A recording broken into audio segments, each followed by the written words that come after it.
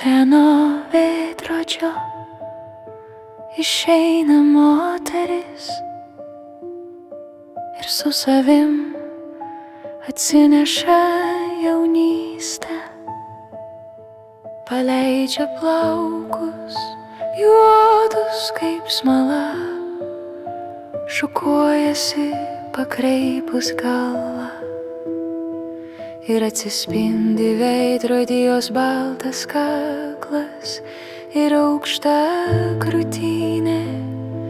Ilgai šukuojas moteris ir gėris savimi.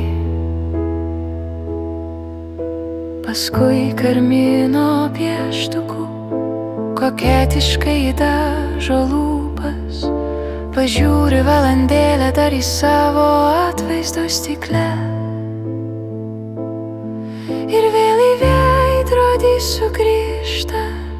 sugrįžta taip lėtai, nenoriai.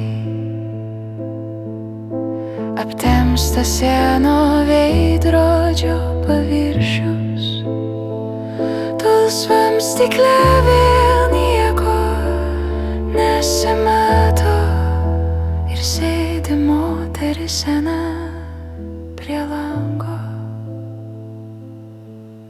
ir tyliai šypsosi kažkam.